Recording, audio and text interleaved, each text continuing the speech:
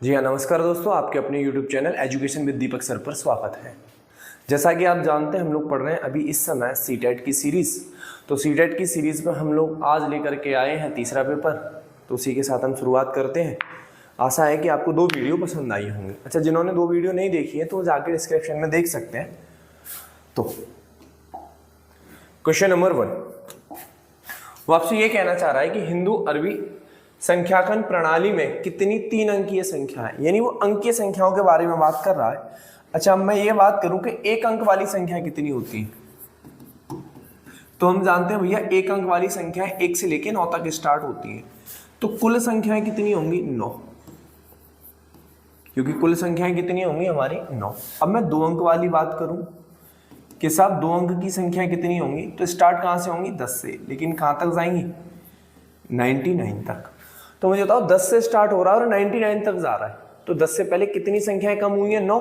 तो आपको करना कुछ नहीं, इस 99 में से इस 9 को कम कर देना है, तो कितनी हो जाएंगी? 90, क्योंकि 9 ही तो कम हुई है 99 से। भाई मैं पूछूं 1 से लेके 99 तक कितनी संख्याएं होती है, आपका आंसर आएगा 99, जिसमें से 9 कम हो चुकी है 99 में से, तो बची कितनी?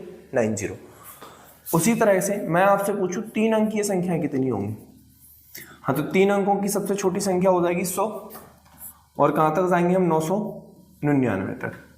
तो भैया इसमें से कितनी संख्याएं कम होनी है? 99। तो भैया 999 में से जब आप 99 कम करेंगे तो कितना बचेगा? 900। इसका मतलब 3 अंकीय संख्या 900। अभी मैं आपसे पूछूं, बताओ 4 अंकीय संख्या है, तो 4 अंक में सबसे छोटी संख्या कौन सी होगी? 1000, और सबसे बड़ी संख्या 1 2 3 4, यानी कि 9999। 1 से लेके 9999 तक कुल संख्याएं 9999, जिसमें से ऊपर वाली संख्या को हम माइनस कर देंगे, यानी कि 3 अंकों तक की को। तो 3 अंकों तक यानी हमें 999 तो कम करना है, तो कितना बचेगा? 9 के पीछे भैया 1 2 3 0।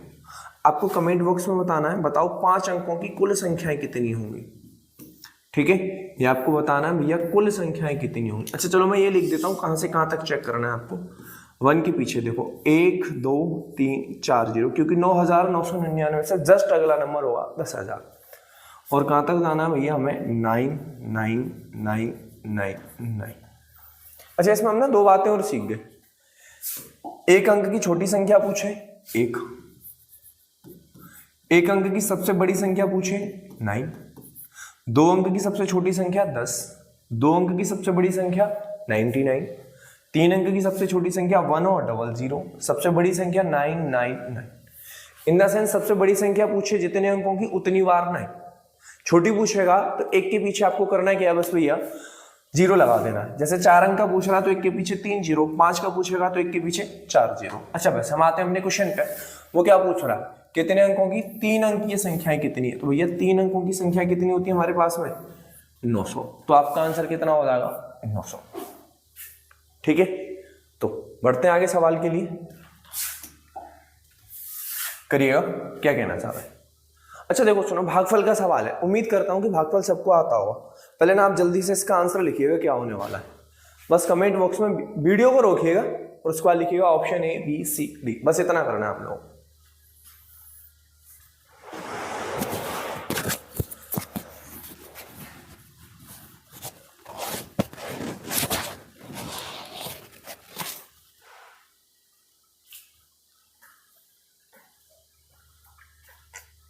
चलो, उम्मीद है आप लोगों ने कर लिया होगा। सुनो, अच्छा जिन लोगों का ऑप्शन ए आ रहा है ना वो गलत आ रहा है, मैं पहले ही बता दूं, क्योंकि वो क्या कर रहे होंगे, इस 98 98 98 और 98 में जब भाग लगाएंगे भैया 98 से, तो ये देखो सबसे पहले एक बार जाएगा, कन्फर्म है।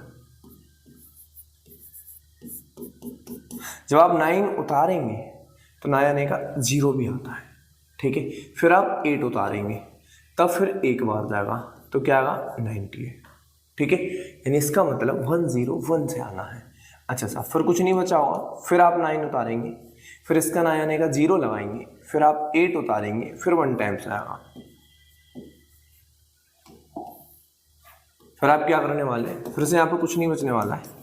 फिर आप 9 उतारेंगे, फिर इसका 9 आने का 0 लगाएंगे, फिर आप 8 उतारेंगे, फिर बनवा जाएगा 98। क्योंकि हम लोग ना जल्दी में ना जाने का जीरो छोड़ देते हैं। ठीक है, तो आपका आंसर कौन सा हुआ? Option C. हालांकि ऐसे भाग लगाने की आपको जरूरत नहीं थी क्योंकि सेम संख्या है 98, 98, 98 और 98 डिवाइड बाई 98। आप ऐसे लिखो, एक बार जाना है सब, ना आने का जीरो, फिर एक बार ना आने का जीरो, फिर एक बार, फिर ना आने का जीरो, फिर एक बार। स्पीड से लिखिएगा, ठीक है, कोई दिक्कत नहीं आने वाली है। आपका आंसर क्या हो जाएगा? Option C. बस ये ना आने का जीरो मत भूलिएगा, ये इसी चक्कर में लगभग हर दूसरे तीसरे पेपर में सवाल है, तो उम्मीद करते हैं कि आपके पेपर में भी आने वाला है एक सवाल जी, जिसको मैं इंपॉर्टेंट सवाल कह सकता हूं। हालांकि इंपॉर्टेंट तो सारे सवाल है, लेकिन उम्मीद है कि ऐसे सवाल रिपीट अवश्य होंगे। जी पढ़िएगा सवाल क्या कहना चाह रहा है।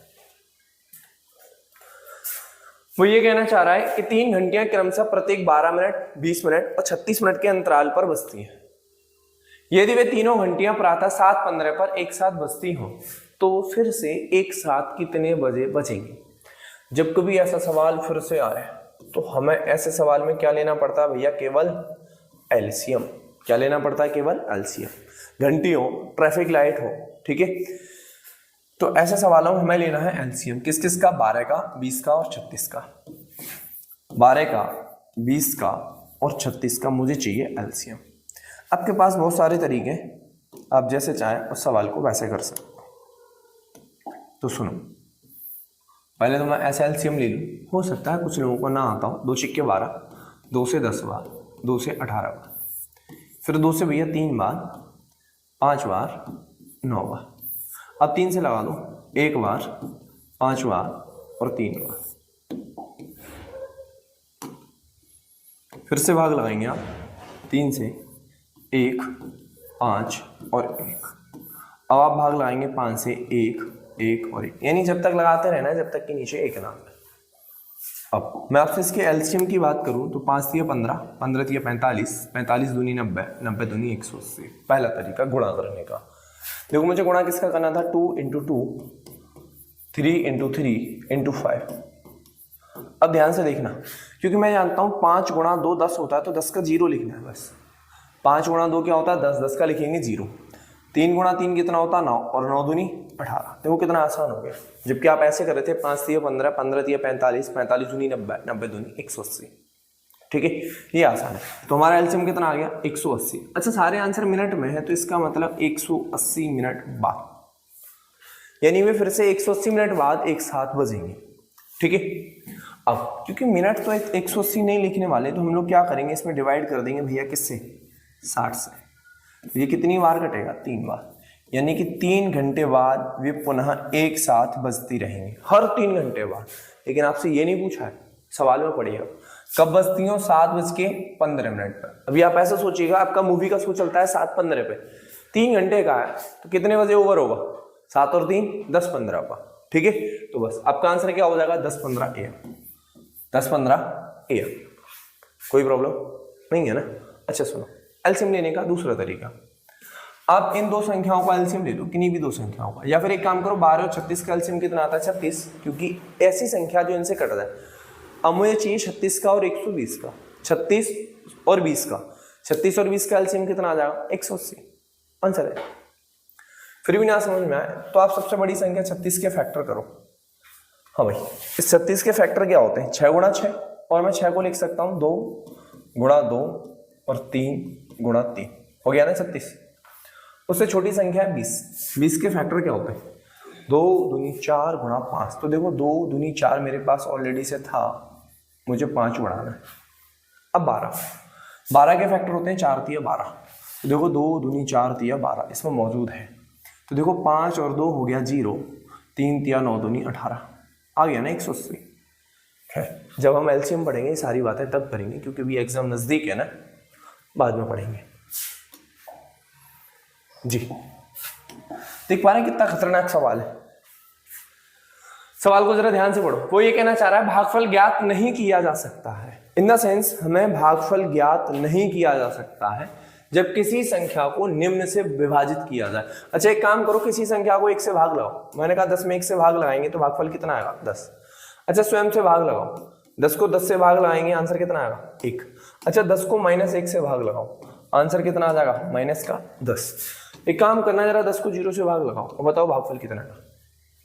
नहीं आएगा ना, तो हमें इनफाइनाइट प्राप्त होता है। कितना प्राप्त होता है? इनफाइनाइट। तो कब भागफल प्राप्त नहीं होगा? 0 से। तो हमारा करेक्ट आंसर होगा भैया 0। ठीक है, अगर हम किसी भी संख्या में 0 से भाग लगाते हैं तो कभी भी भागफल प्राप्त नहीं होगा। ठीक है, तो बढ़ते हैं आगे।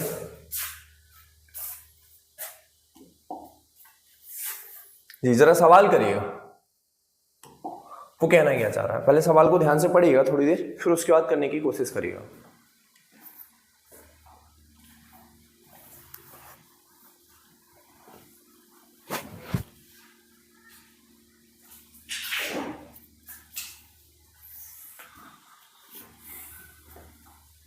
यदि संख्या के अंकों का योगफल, यदि संख्या के अंकों का योगफल 3 का गुणज है, यानी कोई भी नंबर लिखा मैंने 3, 6, 3, 5, 2, कोई भी नंबर है मैंने ऐसे मान रखा है, तो भैया ये कितना है? अंकों का गुणनफल। यानी वो ये कहना चाह रहा है अंकों का योगफल। तो 6 और 3 9, 9 और 5 14, 15, 16। लेकिन वो ये कहना चाह रहा है किसका गुणज है? 3 का गुणज है। क्या ये 3 का गुणज है? नहीं है। तो हमें एक ऐसी संख्या चाहिए जो 3 का गुणज हो।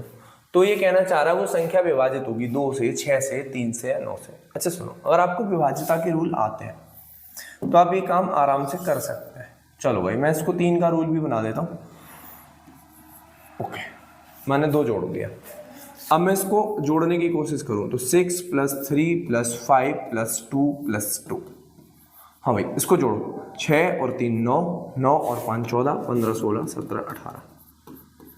अब ये क्या हमारा 3 का गुणज नहीं है? बिल्कुल है। मैंने एक और नंबर लिखा होता अंकों का योग, जैसे मैंने लिखा 12, इसका अंकों का योग कितना आएगा? 3। ठीक है, फिर मैंने लिखा होता 33, इसके अंकों का योग कितना आएगा? 6। यानी कोई भी संख्या है जिसके अंकों का योग चाहिए मुझे। भाई आप कहेंगे 3 कैसा है? मैंने कहा 1 + 2 3 होते हैं, 3 + 3 कितना होता है? 6 होता है। ठीक है, वो ये कहना चाह रहा है योगफल 3 का गुणज है, तो संख्या किससे विभाजित होगी? अच्छा दिस चेक करना, क्या सारी संख्या 2 से डिवाइड हो रही है मेरी? 18 3 9 नहीं हो रही साहब। क्या सारी संख्या 6 से डिवाइड हो रही है?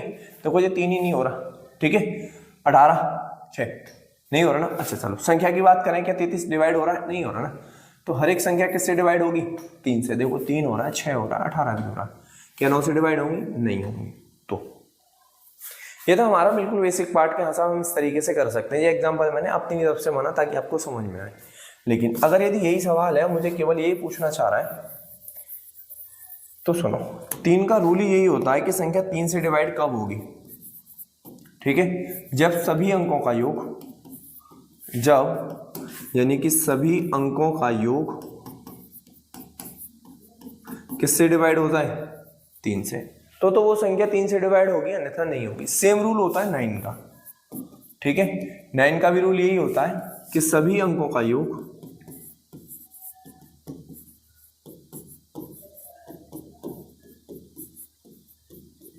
वो डिवाइड हो जाना चाहिए 9 से। 3 वाले में 3 से और 9 वाले में 9 से। अगर मुझे ये रूल पहले से पता है तो मुझे पता है वो यही तो कहना चाह रहा है।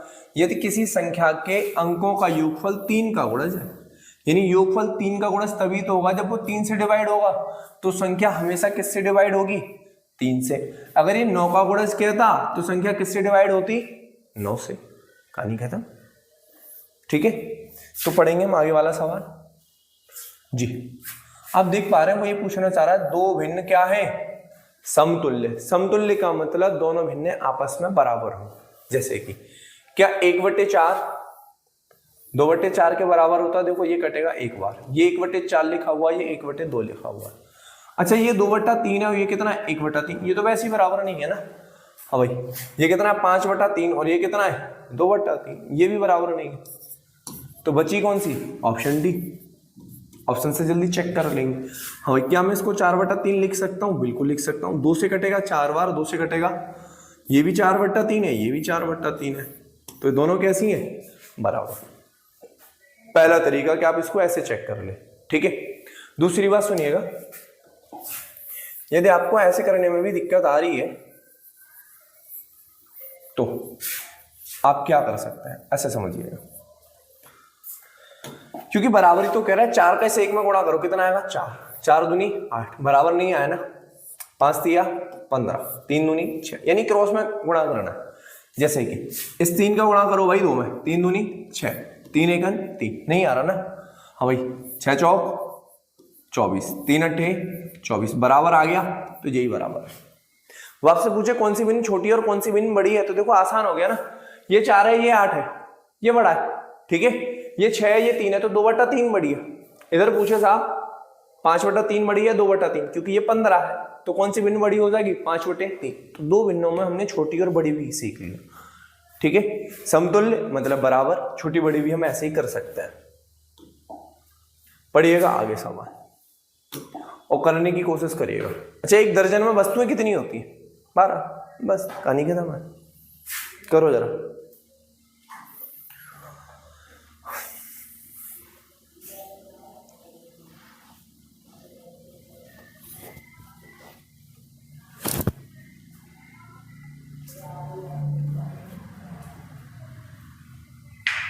वो ये कहना चाह रहा है कि निम्नलिखित में से किसकी लागत अधिक है, निम्नलिखित में से किसकी लागत अधिक है, तो बस आपको लागत बतानी। जैसे कि 25 दर्जन वस्तुएं 350 रुपए के हिसाब से, तो 25 दर्जन, दर्जन का गुणा 12, कितने हिसाब से 350 के हिसाब से, ठीक है। अब वो ये कहना चाह रहा है 250 पैकेट 350 के हिसाब से, तो मुझे एक बात बताओ, वो 250 पैकेट 350 के हिसाब से, गुणा करने की जरूरत नहीं, बस चीजें ध्यान से सुनना। अगर यदि मैं इस 12 को थोड़ी देर के लिए मैं 10 मान लूं, तो 25 गुणा 10 250 नहीं हो जाएगा, ऐसे समझो। मैं उस वाले 12 को थोड़ी देर के लिए 10 मान लूं, तो 25 गुणा 10 250, ये भी 250, 250 यानी 350।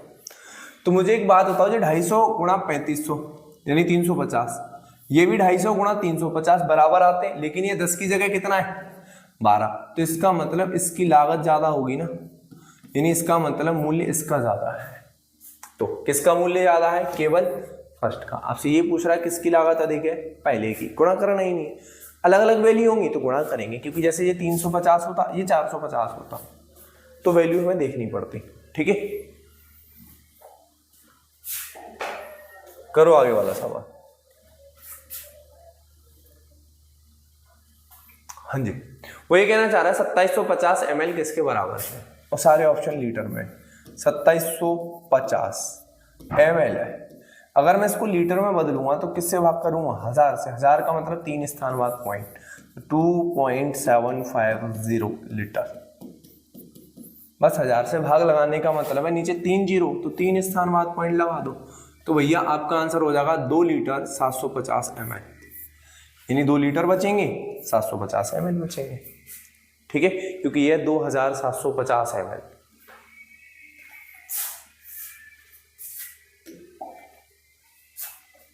पढ़ो जरा सवाल, टाइम का सवाल है, एक आध सवाल आता ही है मोस्टली सीटेट में, तो जरा पता करिएगा, सवाल को पढ़ो जरा।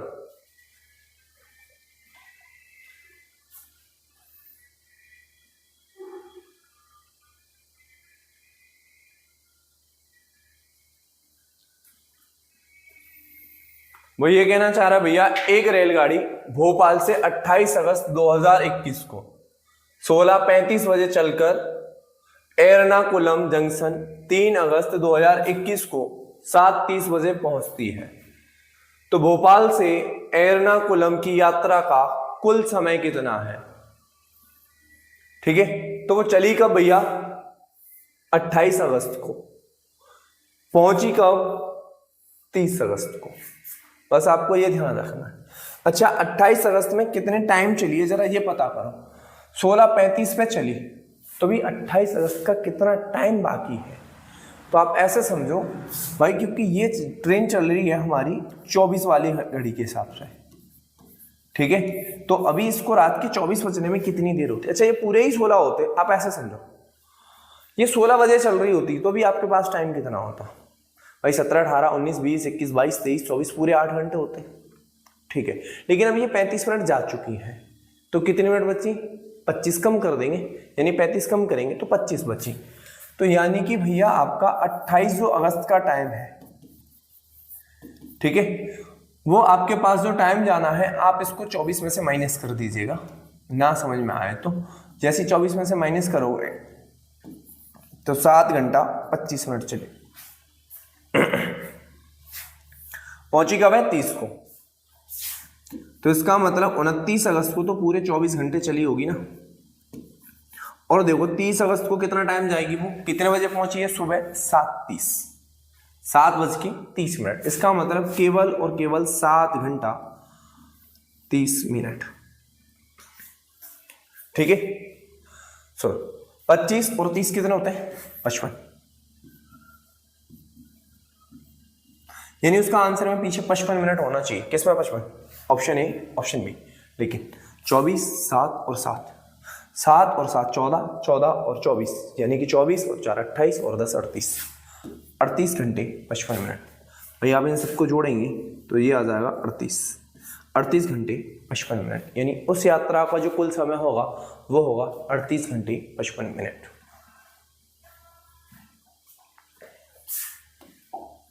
अगला सवाल पढ़िएगा। बस आपको इसमें फॉर्मूले आने चाहिए, ठीक है। यदि आपको फॉर्मूले आते हैं तो आप सवाल कर पाएंगे, जरा करिएगा।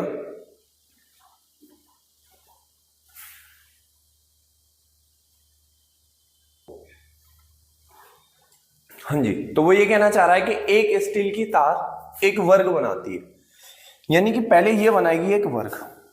कोई आपके पास में एक बहुत बड़ी तार है, इसको मोड़ के पहले हमने एक बनाया वर्ग, ठीक है, जिसका क्षेत्रफल 484 है। यानी इस वर्ग का क्षेत्रफल, भैया फॉर्मूला क्या होता है? भुजा का स्क्वायर, जो कितना है? 484। अब देखो हमें स्क्वायर पता होना चाहिए। ये किसका स्क्वायर होता है? 22 का। ये स्क्वायर होता है भैया 22 का, ठीक है। एक का मतलब यानी कि इस तार की जो भुजा है वो 22 सेंटीमीटर है। यदि इस तार को एक वृत्त के आकार में मोड़ा जाए, यानी इसी तार को एक वृत्त के रूप में मोड़ा जाए, तो जो ये वर्ग होगा वही वृत्त होगा, तार तो वही है ना। इसका मतलब दोनों के परिमाप बराबर। जब कभी हम एक चीज से दूसरी चीज को मोड़ेंगे तो परिमाप हमारे बराबर होंगे। पिघला के बनाएंगे तो आयतन बराबर होंगे। अच्छा, इसका परिमाप क्या होगा? भाई वर्ग का जो परिमाप होगा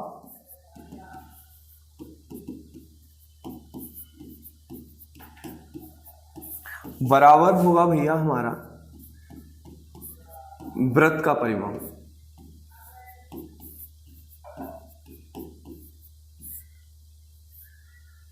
वर्ग के परिमाप का फॉर्मूला होता है 4a और बराबर हो जाएगा 2πr। यानी इसकी कुछ ना कुछ रेडियस होगी, इसकी कुछ ना कुछ रेडियस होगी। अब उसके बाद क्या करना है? 4a, a की वैल्यू कितनी है? 22।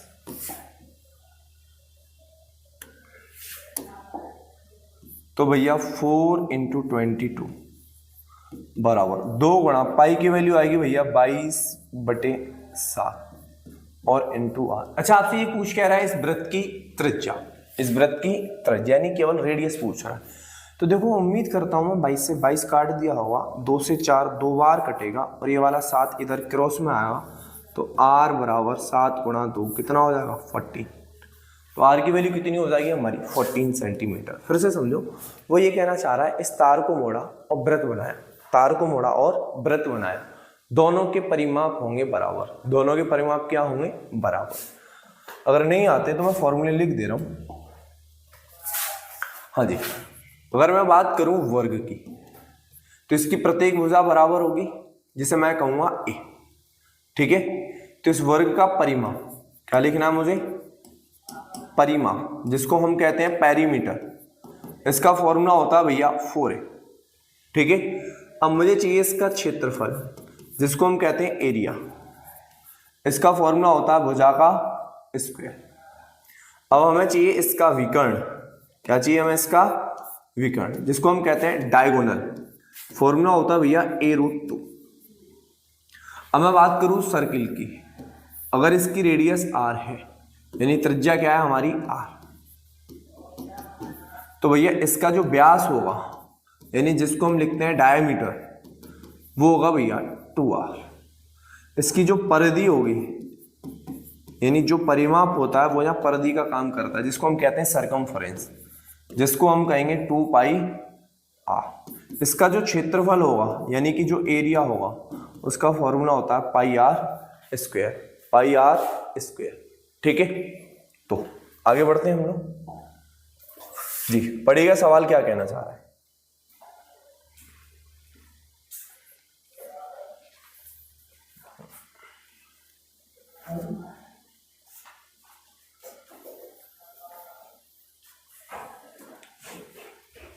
वो ये कहना चाह रहा है प्रेरणा ने 0 से 9 तक के प्रत्येक अंक को आधा घुमाया।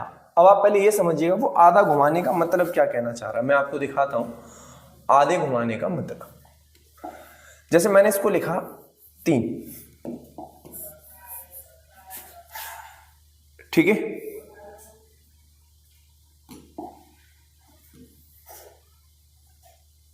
अब मैंने इसको आधा घुमाने का मतलब ये घुमा दिया आधा, यानी ऊपर से नीचे घुमाना है, यानी मैंने इसको ऐसे करके आधा घुमा दिया, यानी कि इतना रोटेट करना है 180 डिग्री। पूरा घुमाने का मतलब फिर से 360 डिग्री, आधे का मतलब 180 डिग्री, पूरे का मतलब 360 डिग्री। क्या ये दोनों सेम है?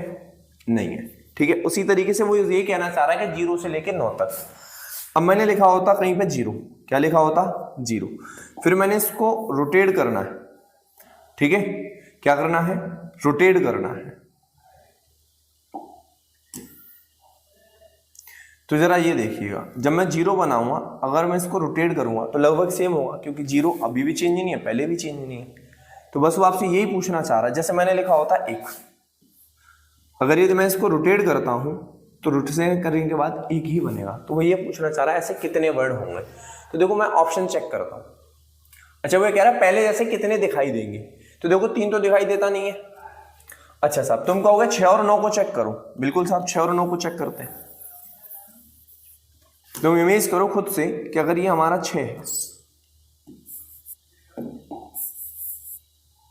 और मैं इसको रोटेशन करूं तो 9 बन गया, यानी 6 को रोटेशन करने पर 9 बनेगा और 9 को रोटेशन करने पर 6 बनेगा। लेकिन परिवर्तन तो हो गया ना, इसका मतलब बी भी नहीं होगा। अच्छा, 0 और 8, 0 का तो हमें पता है। अच्छा, 8 को भी तुम इमेज करो कि अगर तुमने इस 8 को भी बदला होता, 8 को भी बदला होता, तो अभी भी तो 8 दिख रही है तुम्हें, अभी भी 8 है, पहले भी 8 है। इसका मतलब 0 और 8 कभी भी नहीं बदलेंगे आधा रोटेशन के बाद। 7 तो तुम्हें पहले ही पता है। तो इसका आंसर क्या होगा भैया? Option C. आधा रोटेशन मतलब 180 डिग्री घुमाना है। दिस इज वेरी इंपॉर्टेंट सवाल कह सकते हैं, क्योंकि ये हर एक एग्जाम में आ रहा है, तो मैंने इसलिए इसके लिए बनाए 3 स्टार। उम्मीद है इस बार भी आना चाहिए। वो कह रहा 5 और का मतलब प्लस 1/3। अच्छा देखो सुनो, 1/3 का मतलब 1/3, 2/3 का मतलब 2/3, यानी 2/3।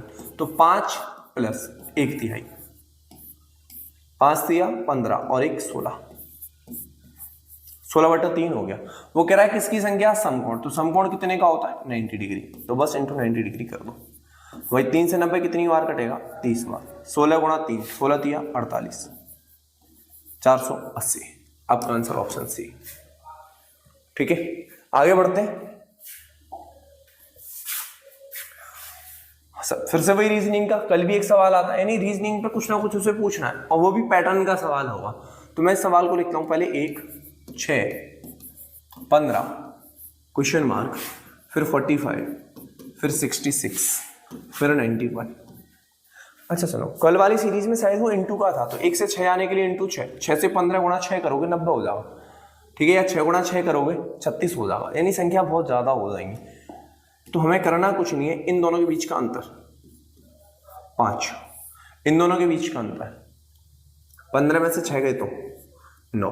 अब हमें ये तो पता ही नहीं, लेकिन 45 और 66, हमें 6 में से 5 गया 1, 6 में से 4 गए तो 21, इन दोनों के बीच का अंतर 11 में से 6 गए तो 5, और भैया 8 में से 6 गए तो 2। अच्छा ध्यान से देखो, कुछ चीज दिखी मुझे, क्या दिखा? अगर मैं इन दोनों के बीच का अंतर देखूं तब भी 4 है, इन दोनों के बीच का अंतर देखूं तब भी 4 है। इसका मतलब ये सीरीज 4 4 में बढ़ती जा रही है। तो 9, जैसे मैं 9 में 4 जोड़ूंगा तो कितना आ जाएगा 13, 13 में मैं 4 जोड़ूंगा, 13 और 4 कितना आ जाएगा 17, 17 में मैं 4 जोड़ूंगा तो कितना आ जाएगा 21। सीरीज बन चुकी है। तो सुनो फिर से चीजों को ध्यान से समझना। अगर मैंने 1 में 5 जोड़ा तो 6 मिला, 6 में 9 जोड़ा तो 15 मिला। इसका मतलब मुझे 15 में क्या जोड़ना है 13, 15 और 13 कितने होते हैं जल्दी बोलो, 5 और 3 8, 1 और 1 2 28, 28 और 17 क्या 45 होते हैं, बिल्कुल होते हैं। तो हमारा आंसर क्या हो जाएगा 28। किसी को कोई दिक्कत नहीं है ना? पढ़िएगा क्वेश्चन नंबर 14, क्वेश्चन नंबर 14 जरा पढ़िएगा।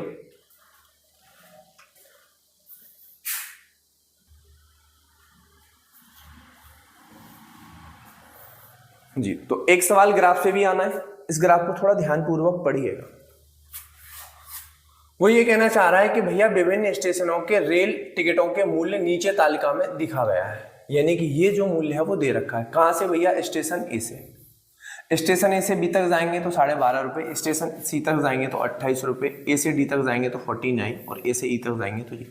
अच्छा ये डिस्टेंस दे रखी है 57, 175, 366, 495, कोई दिक्कत नहीं है। अब सवाल क्या कह रहा है? रेणुका को अपनी 2 सहेलियों के साथ स्टेशन ए से डी तक जाना है। स्टेशन ए से कहां तक जाना है?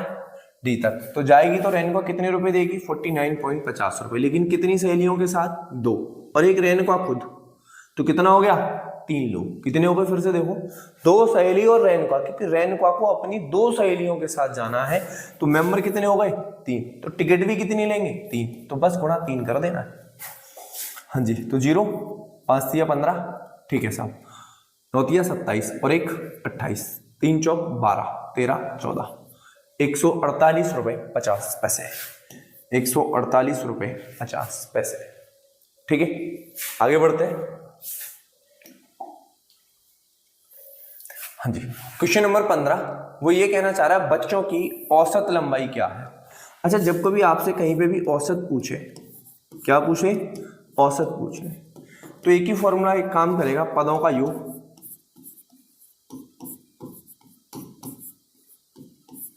बटे पदों की संख्या।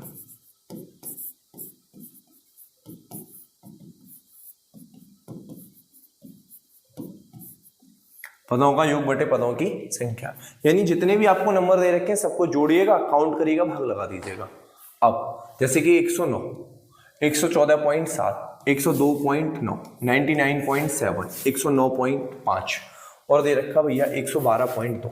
अच्छा, खास बात सवाल में पॉइंट के बाद एक ही स्थान है, समय पॉइंट के बाद एक ही स्थान है, तो जोड़ने का प्रोसेसिंग स्टार्ट करिएगा। 2 और 5 7, 7 और 7 14, 14 और 7 कितने होते हैं? 21, 21 और 9 कितने होते हैं? 30 और 0 खत्म, यानी ये 30 हो चुके हैं, पॉइंट लग चुका है, कैरी के 3 है, तो मैं थोड़ी देर के लिए अलग लिख ले रहा हूं। ठीक है, फिर से जोड़ना स्टार्ट करो। 9 और 4 कितने होते हैं? 13, 13 14 15, 15 और 9, 15 और 9 कितने होते हैं भाई? जल्दी से जोड़ो।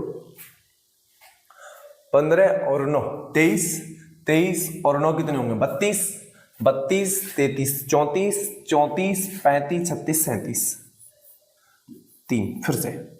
ठीक है, हाँ भाई, 1 0 खत्म करो, 1 और 9 कितना होगा? 10, 0 खत्म करो, 10 और 1 11, 11, 11 और 3 कितने होते हैं भाई?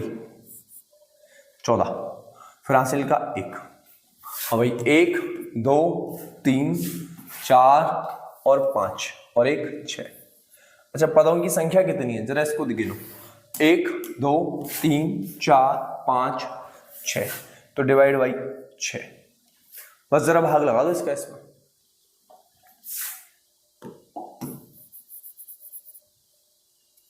लगाओ जल्दी से।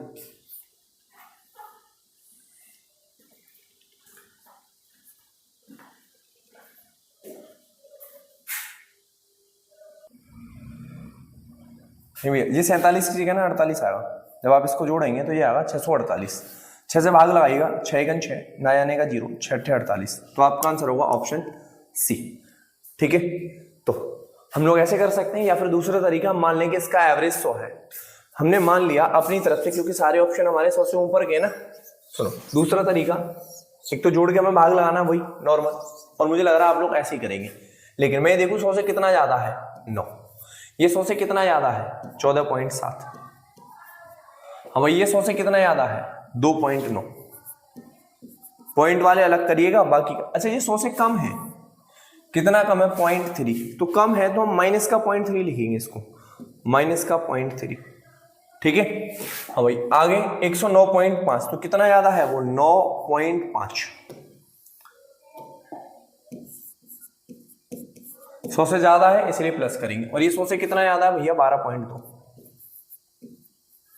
अब इसको करना आसान होगा, सुनो इस 0.3 को मैं बाद में घटा दूंगा, जरा आप जोड़िएगा, 5 और 2 7, 7 और 7 14, 14 और 9 कितने होते भाई 14 और 9 23 का 3 हासिल के 2, ठीक है 9, अच्छा साहब 14 और 9 डायरेक्ट जोड़ ले, 14 और 9 23, 24 25, 25 26 27, 27 और 10 कितने होते हैं 37, 37 और 9 कितने होंगे 46, 47 48, 48.3।